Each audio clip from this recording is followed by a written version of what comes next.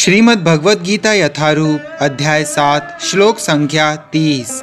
साधिभूताधिदैवं मां साधियज्ञं च ये विदुः प्रयाणकालेऽपि च माम ते विदुर्युक्तचेतसः।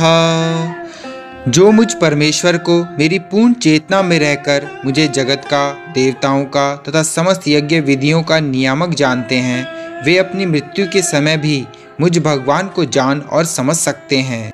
तात्पर्य: कृष्ण भावनामृत में कर्म करने वाले मनुष्य कभी भी भगवान को पूर्णतया समझने के पथ से विचलित नहीं होते। कृष्ण भावनामृत के दिव्य सानिध्य से मनुष्य यह समझ सकता है कि भगवान किस तरह भौतिक जगत तथा देवताओं तक के नियामक हैं।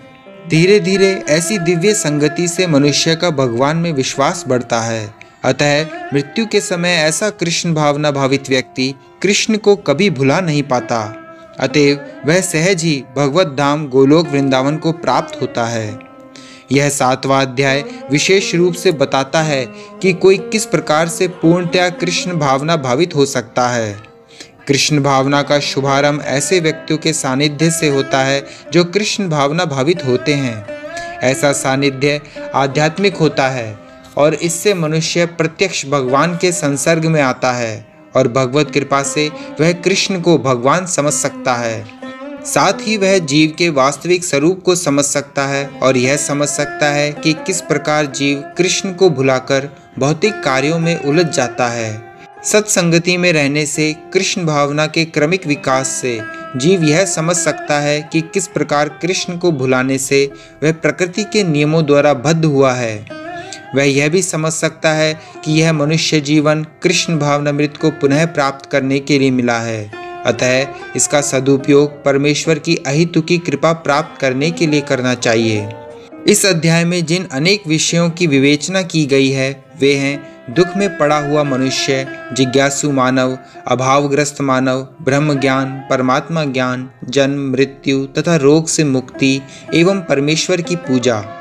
किंतु जो व्यक्ति वास्तव में कृष्ण भावनामृत को प्राप्त है वह विभिन्न विधियों की परवाह नहीं करता। वह सीधे कृष्ण भावनामृत के कार्यों में प्रवृत्त होता है और उसी से भगवान कृष्ण के नित्य दास के रूप में अपनी स्वाभाविक स्थिति को प्राप्त करता है। ऐसी अवस्था में वह शुद्ध भक्ति में परमेश्वर के श्रवण तथा गुणगान में आनंद पाता है। उसे पूर्ण विश्वास रहता है कि ऐसा करने से उसके सारे उद्देश्यों की पूर्ति होगी। ऐसी दृढ़ श्रद्धा दृढ़ व्रत कहलाती है और यह भक्ति योग या दिव्य प्रेम भक्ति की शुरुआत होती है। समस्त शास्त्रों का भी यही मत है। भगवद गीता का यह 7वां अध्याय इसी निश्चय का सारांश है। इस प्रकार श्रीमद् भगवद गीता के 7वें अध्याय भगवद ज्ञान का भक्ति वेदांत तात्पर्य पूर्ण हुआ।